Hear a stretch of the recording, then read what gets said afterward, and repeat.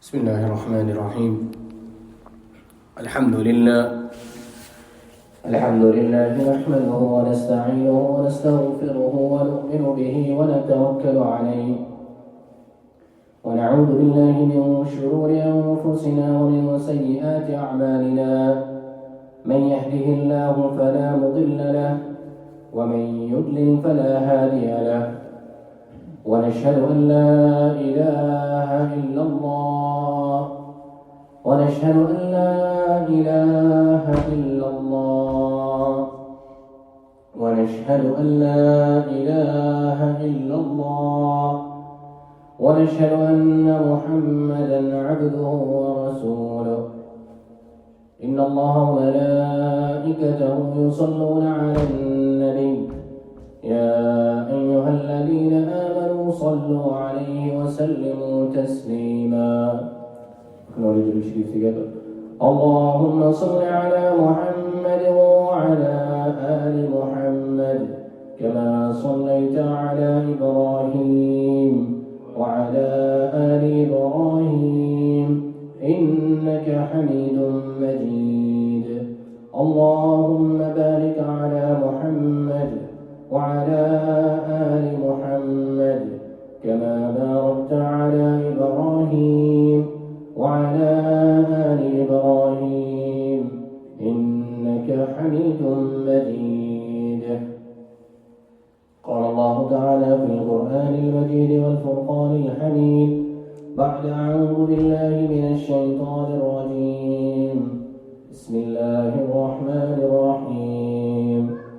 إن الذين يتلون كتاب الله وأقاموا الصلاة وأنفقوا مما رزقناهم سرا وعلانية ويرجون تجارة لن تبور. صدق الله العظيم. السلام عليكم ورحمة الله وبركاته. All praise be to Allah subhanahu wa ta'ala, the Lord of the universe, the one who provides for us every single day, the one who loves us, and the one who we should try and remember as much as we can every single day. And as we all know, in just over 20 days' time, inshallah, the month of Ramadan will be upon us, and it is a moment and an opportunity for us to gain closeness to Allah subhanahu wa ta'ala. Although nobody has any guarantee of life and nobody knows when his time will come that he has to leave the dunya, and that is why there is no time like today, and the moment is now. That Ramadan is around the corner, but today is here. Today is today. And today's a'mal have to be done for today. And of course, during this month, Nabi sallallahu alayhi wa sallam would make the dua, Allahumma barik lana fi Rajab wa Sha'ban wa ballighna Ramadan. We make this dua to Allah subhanahu wa ta'ala, asking that He help us reach the month of Ramadan with peace and security and safety. And as the month of Ramadan comes, we should be preparing to improve and increase in our a'mal. And the best way to start is to start now and to start today. And one of the things that a person tries to do more of in the month of Ramadan is the recitation of the Quran. Because Ramadan is the month of the Quran, in which the Quran was first revealed. And it is a time for us to try and bond with the Quran, to try and see what Allah subhanahu wa ta'ala is saying to us. A person has three responsibilities when it comes to the Quran. Three things that he has to do. Number one is he has to read it. He has to read it, and he has to try and read it in the best way. That he has to improve in his recitation, whether it takes him so long to read it or he is able to read it quickly. This is the first thing he has to read it. The second thing is he has to try and understand what the Quran is saying. He has to understand what is my Allah asking from me. That if the Quran was the only book that we had and nothing else, we should be able to look into it and see what kind of commands Allah subhanahu wa ta'ala is asking from us. And the third responsibility that we have from the Quran is that whatever we read from it, we take it and we act upon it. And we do amal upon what we learn. This is the most important thing. That there is no point of knowing all the things and not acting upon it. So, what we have to do is we have to make a promise with ourselves that our relationship with the Quran will improve, that it will become better. And that has to start from within ourselves. If a person does not make that intention for himself, if he doesn't want it for himself, then it's not going to happen. The way that a person, he wants to improve his life and the dunya, he wants to have the best of things, so he makes an effort towards that. So if we want to improve our relationship with the Quran, we have to make and take that first step. One of the scholars, he was asked, one of the early scholars, recent scholars, he was asked that what was the relationship of the Quran, what kind of a relationship did the Sahabah radiallahu anhum have with the Quran? And his reply was, the way that today your relationship is with your phone, that is the relationship the Sahaba had with the Quran. That the way that everybody picks up their phone every 2 seconds and checks what's going on, who is messaging me, what can I check now? The Sahaba were the exact same way, but they picked up their Quran. And they read the Quran, and they checked what was in the Quran. And they tried to act upon every single thing that was there in the Quran. Many times has been mentioned again and again about Hazrat Umar radiallahu anhu, about it took him over 10 years to learn Surah Baqarah by heart. A person is able to learn the Quran very easily in a couple of years, but it took him 10 years to learn Surah Baqarah. And when it was asked, why did it take you so long? He said, I did not move on to the next ayah until I had brought the previous ayah into my life. And this was the most important thing. That one thing is the recitation of the Quran, and the other is to try and bring the Quran into your life. And this is the most important thing. Of course, but the beauty is that Allah subhanahu wa ta'ala, He still rewards for the recitation of the Quran as well. And the reward is such that Allah subhanahu wa ta'ala, He gives 10 rewards for just one letter which is read. And we hear this all the time, وَلَكِنْ أَلِفٌ حَرْفٌ وَلَامٌ حَرْفٌ وَمِيمٌ حَرْفٌ. That Nabi Sallallahu Alaihi Wasallam mentioned in the long hadith, that Alif Lam Mim is not one word, but Alif is one, Lam is one, and Mim is one. So 30 rewards. But when the month of Ramadan will come along, everything gets multiplied by 70 times. And so this is in order to encourage a person. Even though you might find it difficult to recite the Quran, this is the test.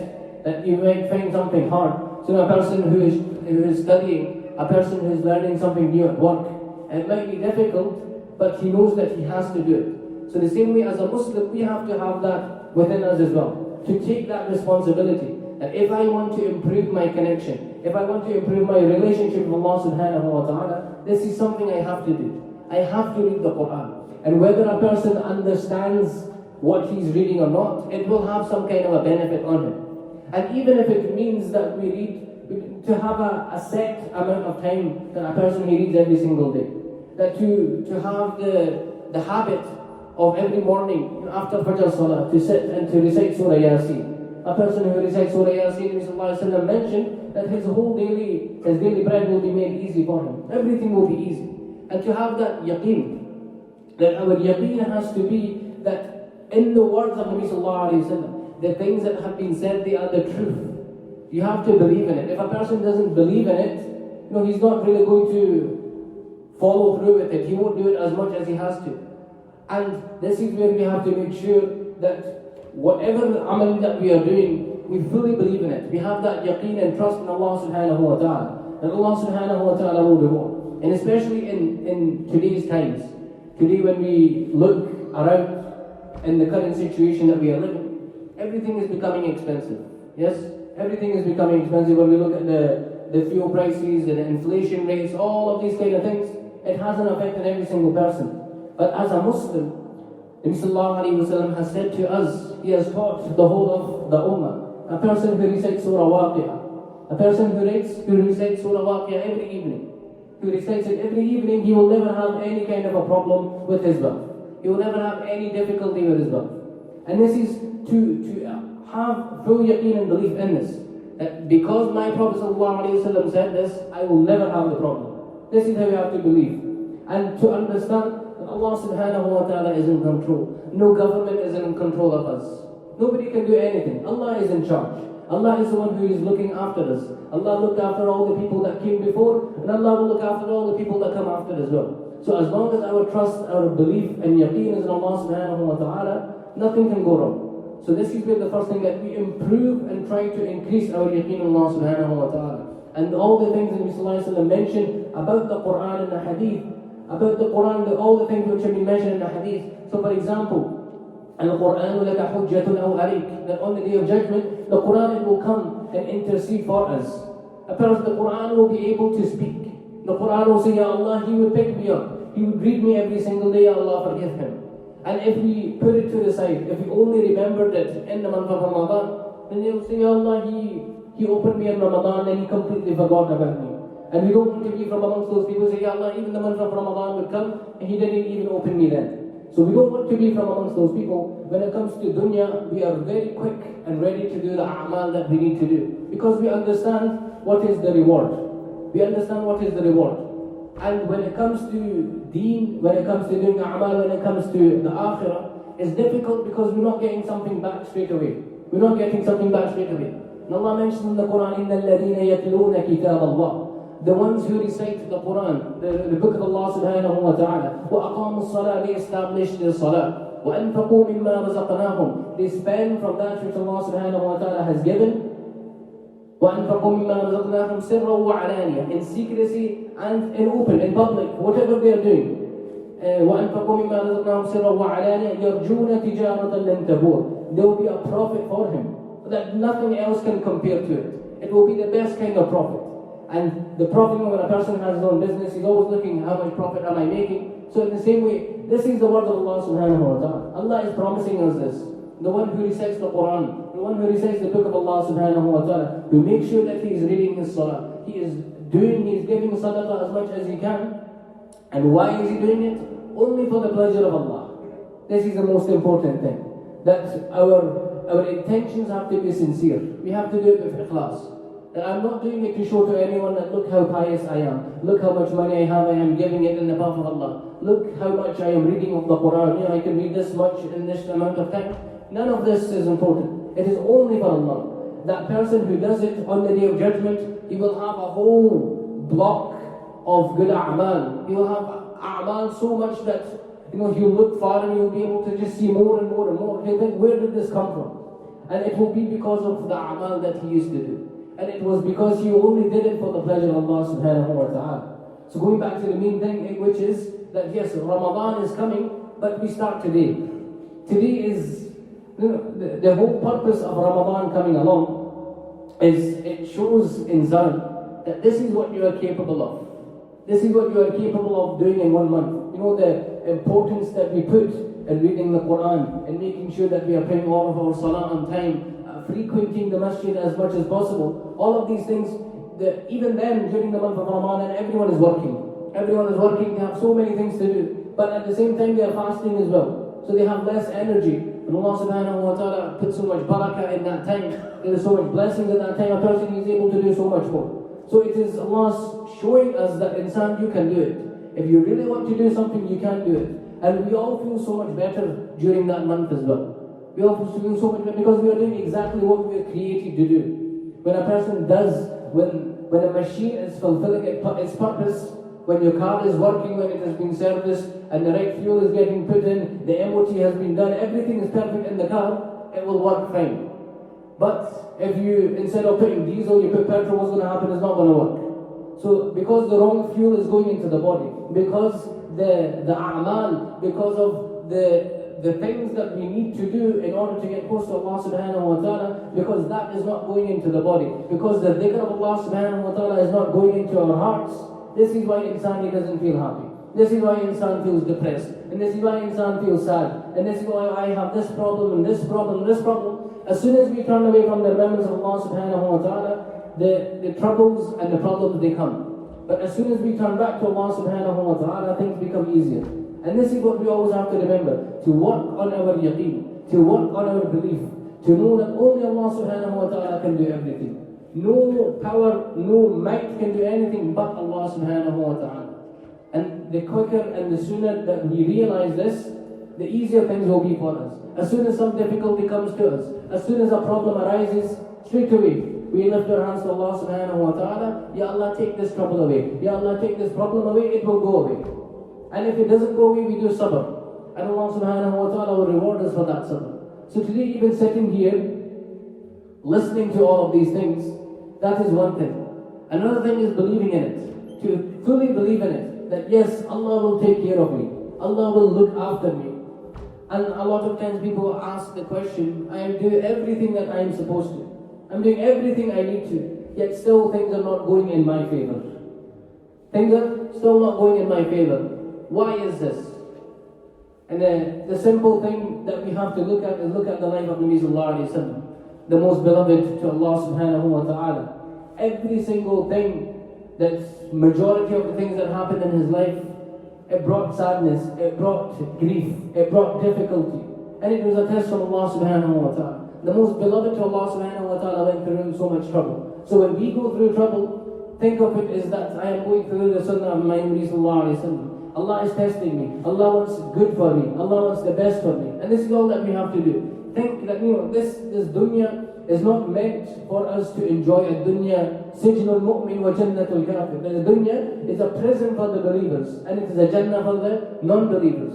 So here is not a time for enjoyment, but here to make some sacrifice, to have some difficulties. And for the difficulties that we have, Allah subhanahu wa ta'ala will grant us reward. And to always think of this, that there will be something better in the akhirah. Allah will give us more in the akhirah. For the sabr that we do, we will get more. So to always have that belief, have that yaqeen, have the trust in Allah subhanahu wa ta'ala, and make that effort to remember Allah. We have to ask ourselves the questions that our days have become so busy. When do we get a moment? When do we get 5 minutes to sit? Think, how was my day today? Did I remember my Allah? And if I didn't, sit for 5 minutes, do some dhikr. Some astaghfirullah, some la ilaha illallah, subhanallah, walhamdulillah, wallahu akbar. Rasulullah mentioned the person who recites the third kalima, subhanallah, walhamdulillah, wa la ilaha illallah, wallahu akbar. La hawla wa la quwwata illa billahi al-azim. Doesn't even need to read the whole thing. Subhanallah, walhamdulillah, wa la ilaha illallah, wallahu akbar. That even if he was to read this 100 times in the morning, 100 times in the evening, that even if his sins were to be the foam of the sea, if it was to be as much as that, it would not be enough. Allah subhanahu wa ta'ala will forgive it. So Allah subhanahu wa ta'ala will forgive everything. We just have to turn to Allah, ask for forgiveness, ask for His help, and Allah subhanahu wa ta'ala will give. The same Allah subhanahu wa ta'ala that was there at the time of the Sahabah, who was helping him, who was helping all of the Sahabah during those times, we have that same Allah subhanahu wa ta'ala today as well. The only difference is our yaqeen has changed. The Sahabah, they had full yaqeen in Allah, that Allah will do this for us. Today we have, I'll make the dua, but we'll see what happens. I'll make the dua just on a term of, Allah, I want this, I want this, please give it to me. That's it, done. So this is not the way to do it. Make the dua with yaqeen. Ya Allah, I want it. Ya Allah, I'm not going to move from here until I get it. Ask from Allah subhanahu wa ta'ala in a way that He has no choice but to give it to you. When a person, he wants to buy something, he wants a good deal on something, he's going to keep on asking, come on, you can lower the price a little bit. Just bring it down. Bring it down. Just, okay, fine. I'll give it to you for this much. But he says, okay, it's this much. You have to take it or leave it. And he's just going to go ahead with it. So if we don't try, if we don't make that effort, then it's not going to be happen. It's not going to happen, it's not going to be possible. And this is where understand that this is insan. Sometimes insan, he will give you a better deal. Imagine the king of insan. Imagine Allah subhanahu wa ta'ala, how great Allah is, how much His treasures are, how much His bounties are. Allah wants to give. We just need to learn how to give. And ask And don't ever stop asking. Anything at all that we need, keep on asking. Allah subhanahu wa ta'ala, He loves it when we ask. مَنْ لَمْ يَسْأَلِ اللَّهِ يَغْضَبَ عَلَيْهِ. That whoever doesn't ask from Allah subhanahu wa ta'ala, Allah gets angry with that person. Whereas the insan is the complete opposite. This guy keeps asking me, I need to run away from him. So we have to keep on asking Allah subhanahu wa ta'ala. Allah loves it when we ask, so we keep on asking. No matter how small the thing is, no matter how big the thing is. Keep on asking Allah subhanahu wa ta'ala, and Allah subhanahu wa ta'ala will give. Allah give us the tawfiq to act upon these things. Ameen wa akhiru da'wana alhamdulillahi rabbil alameen. Adhan has been called, so we can perform service.